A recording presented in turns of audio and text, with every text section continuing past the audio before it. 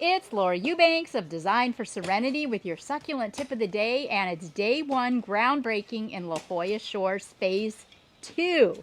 So, what do we got going on here? We've got Gordon. Yay! He is taking out a few plants that got left behind. The gardener did most of the demo, but wasn't sure of a few things, so we're finishing things up. This area here had a big sago in it and a bunch of tropical stuff and was just hurting my soul. So I have ordered a beautiful yucca rostrata for this bed. We've also got 4 yards of topsoil coming for mounding. So we're awaiting that right now. We've got Kevin over here taking up a few things underneath this Metrosidaris or New Zealand Christmas tree. And this, because of all of the vegetation, this is going to be a very low profile planting space, but I didn't want to ignore it because it's very focal to the whole vibe in the backyard. And we want to address all the areas where you see dirt. Over here, we have Nate and Luke working on excavating this Baccarnia recurvata, and I'm hoping that it's going to fit in this old fire pit. That's the goal. What I'll do is wait until we get the soil, create my mounds, and then decide, exactly where I'm going to stage the bowl. But because of all the greenery behind, it's challenging to make our plants pop, to somehow help the eye delineate what is happening behind with what is happening in front. So that is going to be my task. I have also the task of not utilizing large boulders. The client loves the boulders out front, and I will go and show you phase 1 to jog your memories at some point during this 4-day process. Everything's doing great out there, spoiler alert. But she loves the boulders out there, but she just wanted a little more low profile look back here, a little more intimate and a little more boutique. So we are going to be bringing in some really beautiful pots, similar to this one. And look at the hot mess before me now. We've got a Runnamucky plectranthus. This is the good smelling one though. Some of them smell like weed, like stinkweed, but this smells really good. And some very Runnamucky aeonium kiwi. And what did you call this again? I thought it might be a cyphostemma. A cyphostemma, possibly, which is not really doing very well in here. And we've got, it's alive. It's definitely alive. So we are going to replant this by itself in a shallow pot and hope for the best. I think it's probably being overwatered by these drippers too. You know how I feel about that. And then it's got these pieces too. So this could be a really magnificent specimen. Look, here's a little bit of potential growth. Yeah, I think it's getting ready to go. So yeah, we'll see. We'll follow that along. Okay, so originally the idea was that I was going to get to blow this out and do a big succulent montage in this 1,000 square feet of what was a lawn. But their adult children freaked out and said absolutely not. They want a space for the kids to play and to play cornhole and to do things out here. So that was scratched and scrapped, which made me, obviously very sad. But the idea was that we would put in a new lawn for them because their old lawn was trashed. So the gardener demoed the old lawn to the best of his ability with a pickaxe, but there was still so many roots. There's tree roots in here, there's thatch, and also subterranean drip irrigation under here. So it was determined that we are going to have to till in order to get all of these roots and thatch up before we could even think about rolling out a new lawn, which would completely disrupt that subterranean drip.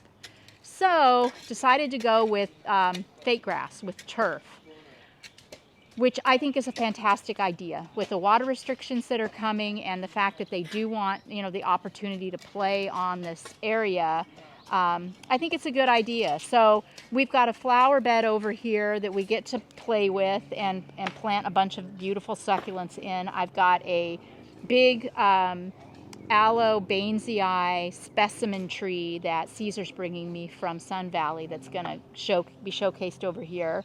And this hedge, also decisions, been here for a number of years, had been shorn into submission over and over and over again, was not receiving any light, and is very, very viable and very much alive, just not been pruned properly. So what we're doing is experimenting. We went ahead and had the gardener cut it down by 50% and fertilize, and now we're waiting to see if it regenerates, because we have a pretty significant down slope from the lawn area to the next level in this yard, and to not have the hedge would open up an entire can of worms that I am just not prepared to deal with. So if that doesn't work, if the hedge doesn't regenerate satisfactorily, then we'll probably be taking it out and planting a new hedge of some kind, because this is a situation where it really, really makes a lot of sense. Down below, behind these Italian cypress, is a significant decomposed granite walkway. Then you can see the giant podocarpus graciliers that provide a break and privacy. And those, you know, go all the way around. There's so much borrowed landscape. This is such a park-like setting in La Jolla. Then, yeah, you're going to get dizzy. But if Cully wants to flip all the way around, they've got a rooftop deck that has absolutely spectacular views of the ocean, which is really just a couple of blocks from us right here in La Jolla Shores. So it's a very, very unique property. And, you know, we want to work with it. This tree is just getting ready to come into leaf. And one idea that I had that we're going with is to create a flagstone patio under it. They love the idea of popping some furniture out here. I'm going to stage some beautiful pots over in the corner and, you know, just take advantage of the shade that this tree provides. And that will also reduce the footprint of the lawn without making it so small that it's not accessible or usable. So that's happening. We're going to do flagstone patio, but we've got to till and prep and level, and we're going to redo the bender board because it's kind of faded and tired looking. So we'll use a commercial grade bender board to frame out our flagstone patio. Then over here, we've got another little flower bed. See, this is such a nothing burger. Yet when you're out here enjoying the yard, it's really focal. So it's going to be fun to transform this area into something really eye-catching. The deck we're leaving alone. They don't want anything on the deck, no pots or anything. They're very concerned about their Trex and not wanting to discolor or stain it. See, there's the ocean. There she blows. Just a couple blocks down that way. Then here, the gardener is going to raise the cement retention to come all the way across. I don't want to mess with this under this tree, but there is a lot of runoff here. So my suggestion was to create more retention, level this up just a skosh, and then this area here will likely just be in mulch, as will this area here, leading down to the kitchen garden. And our client spends a significant amount of time down here growing her food and such, so I wanted to make it special. This tired old Christmas poinsettia and asparagus fern is just sad. Oh my gosh, and look, it's a little grape tomato.